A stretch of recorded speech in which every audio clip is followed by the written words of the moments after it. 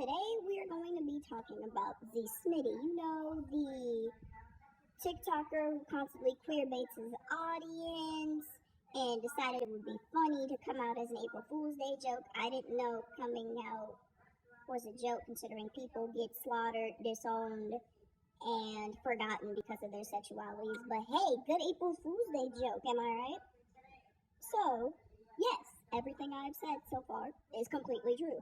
He made a video, which I cannot find because he's either privated the video or deleted it. I don't follow him, but I can see if I can try and find it. But he posted a video on April Fool's Day alluding to the fact that he was coming out, and his brainwashed audience ate it up. And then to find out he queerbaited was... I'm sorry, but I didn't know pretending to be a sexuality that could get you killed was an April Fool's Day joke. I didn't know that, did y'all? Before we get to the I queerbait my audience, I feel like I have to talk about this. So a few months ago, there was a sound that blew up on TikTok. And then the one part that's problematic, it's like, I make the money, ching ching. Eyes are like Asian, ling ling. And that is extremely racist. Because if you don't know, the phrase ling ling has been used to describe Asians for years now, claiming that they can't speak English very well, etc., etc. And with what's going on in the world, you would think he would try to steer away from controversy like this. No, he didn't. So he made a video duetting a girl, and she was talking about how problematic the lyric was. So his caption's like, "Oh, are you serious?" But not only that, he pulls his eyes back to mimic Asian eyes. He literally could have made his point. I don't know what pulling back the eyes was supposed to do. I'm going to insert the picture in the next slide. But please explain to me, what is this?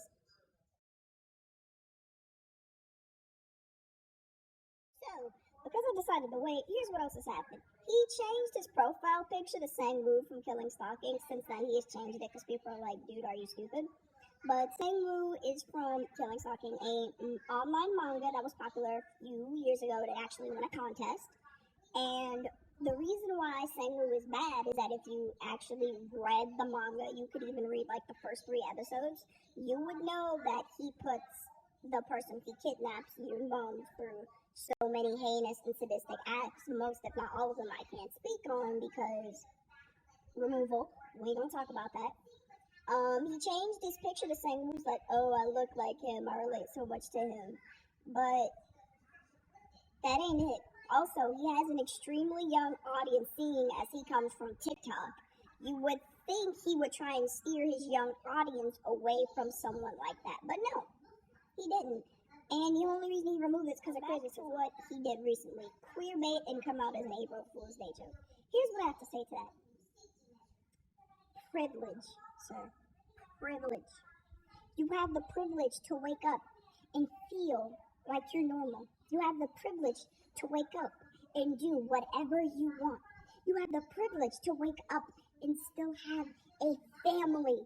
You have a privilege to wake up and still have the support system, because I bet you, ask somebody who's in the LGBTQ community, do they have that privilege? And I guarantee you, at least one of those answers are going to be no. Maybe 2. There are people who get disowned, disregarded, left out of wills, and slaughtered for coming out as LGBTQ+. And you think it's funny to come out as a joke? I want you to go to somebody who you know is LGBTQ and say you did that. And I want you to get their reaction on film. I want you to. To address the last point, yes, LGBTQ people are normal to me. I have no issue with what you identify as.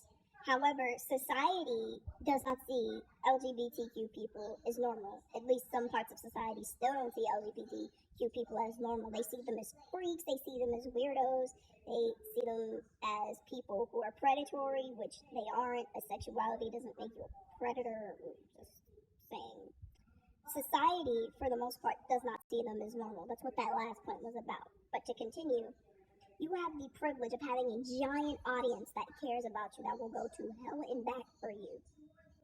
And you want to queerbait, not knowing how many people in your audience are LGBTQ+, and how many people you offend. But clearly you don't care about offending people, because you constantly make videos on it still, talking about, oh, they comment on this, that, and the other. You are disgusting, and you need to lose your platform. So, suggestion.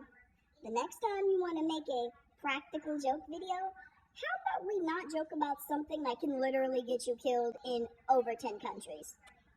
Thank you.